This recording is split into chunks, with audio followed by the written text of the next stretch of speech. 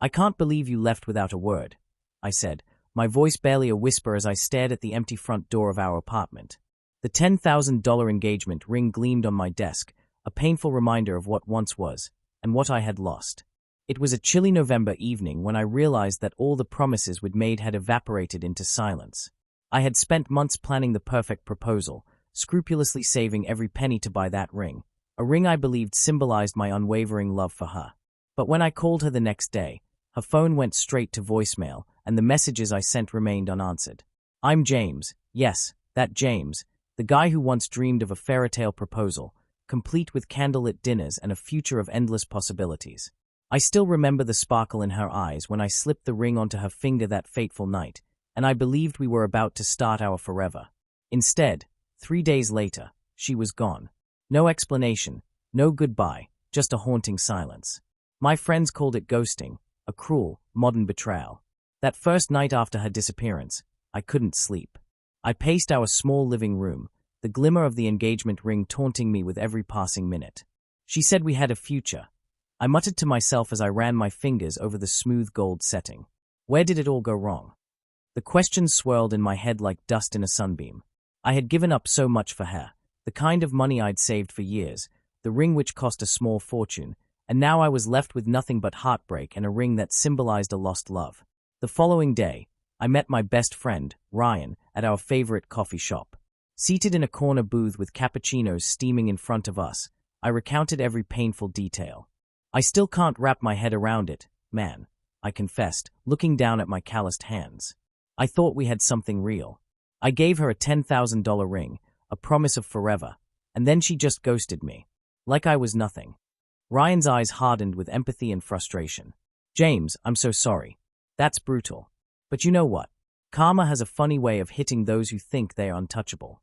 He leaned in, voice low. "I heard something crazy on social media this morning, a viral post about a woman who got publicly humiliated for her shady behavior. And guess what? It might be her." I nearly choked on my coffee. "What?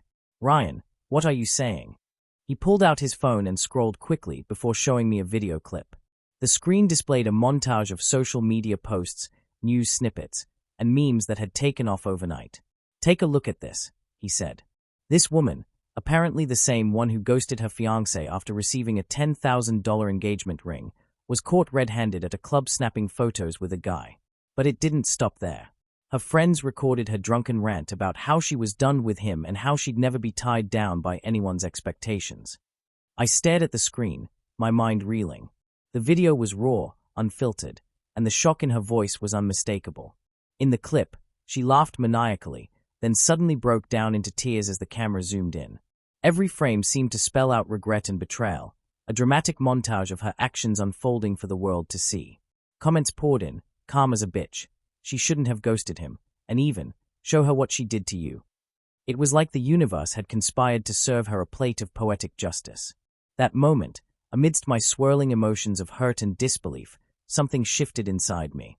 I remembered all the nights I'd lain awake, questioning my worth, feeling as if the golden ring now weighed like an anchor around my neck, a relic of a love that was never reciprocated. Yet here, in this viral revelation, was a sign that perhaps she, too, was suffering the consequences of her actions. Maybe it's time to let go," I mumbled to myself, although a spark of vindication tinged my tone. Later that afternoon, I couldn't stop thinking about the video. I spoke with Ryan again. "Man, I've spent so long feeling like a failure because she didn't see my value," I said bitterly. "But if karma's doing its thing, maybe I'm finally getting the closure I need." Ryan nodded thoughtfully. "You deserve to be happy, James. I mean, look at this.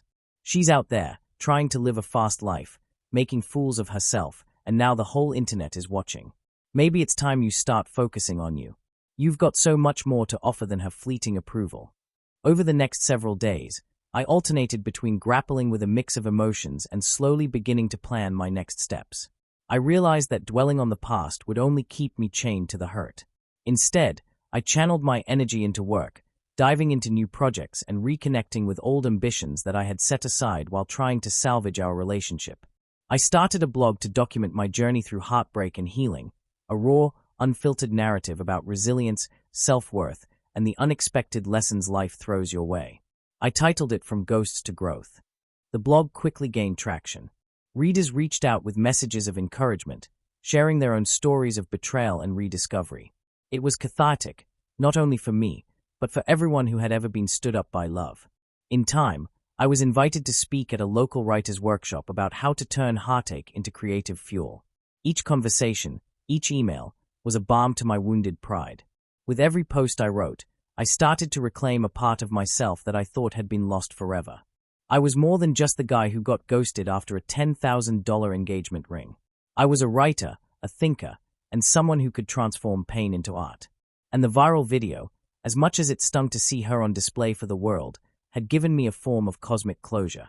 While I didn't celebrate her humiliation, I realized that sometimes the universe has its own way of balancing the scales. My newfound purpose and success in the blog even led to opportunities I'd never anticipated. A local publisher reached out, wanting to compile my essays into a memoir. There were offers to speak at events about overcoming betrayal and achieving self-growth. Slowly, I became known in my circle as someone who had turned heartbreak into success, a living testament to the power of resilience. One memorable evening, as I was wrapping up a chapter for the book, Ryan called and said, "James, you're on TV tonight. They are doing a feature on your story, the one about how you transformed heartbreak into your greatest strength." I felt a rush of adrenaline and disbelief. I'd watched the viral video countless times, but I never imagined that it would lead to a positive transformation in my own life that others would want to hear about. I turned on the television, and there I was, smiling with quiet determination, recounting my journey to an audience.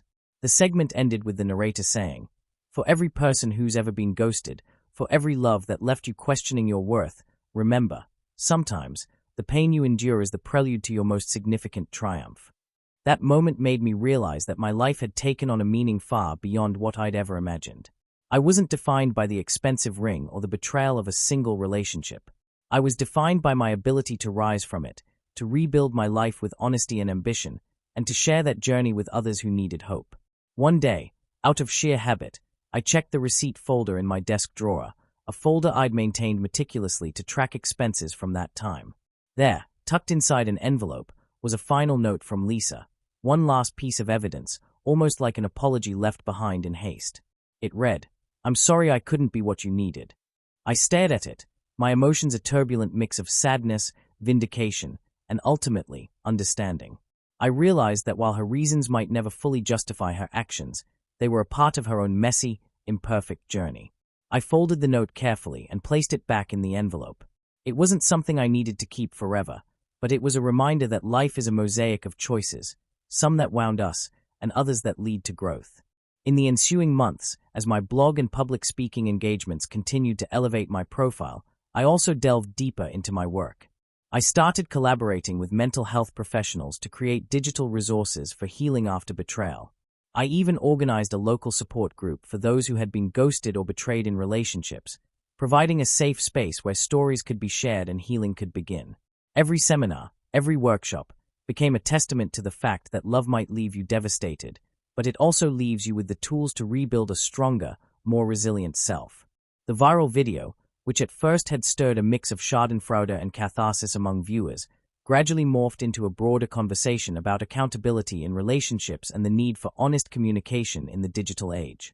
The story spread across social media platforms, inspiring memes, heartfelt posts, and even a few documentary segments. It wasn't just about Lisa's betrayal. It became a cultural moment that sparked discussions on how modern relationships navigate trust and transparency. I received countless messages from people who shared similar experiences, thanking me for daring to turn a personal tragedy into a movement of hope. One heartfelt message read, "Your story gave me the courage to confront my own ghosting experience. Thank you for turning pain into power." Another said, "I've never seen someone embrace their scars like you have. It's inspiring." In time, I began to see that the tragedy of being ghosted after a $10,000 engagement ring was not just my story. It was a mirror for the struggles of many people who had been left questioning their worth. I gave keynote speeches at conferences about the paradox of modern love, that sometimes the end of one chapter is merely the prelude to a remarkable new beginning. Even Ryan, who had been there since the first day, jokingly remarked one evening over drinks, "Man, if Lisa had known you'd turn ghosting into a global movement, maybe she'd have stayed for the drama."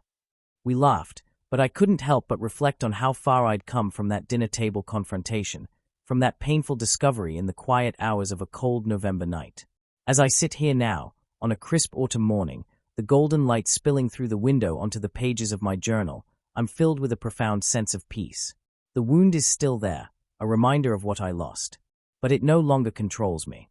I've learned that betrayal can be a harsh teacher, but one that imparts lessons in resilience, self-worth, and the power of reinvention.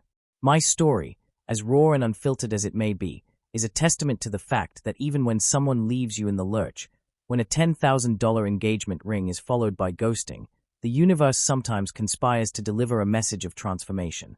The viral video was not just about karma hitting her.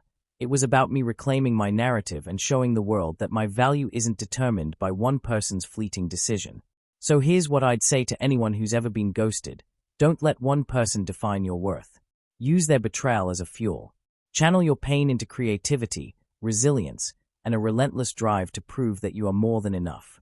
Because in the end, when the world sees you rise, when you turn heartbreak into a catalyst for growth, that is the most powerful form of revenge there is.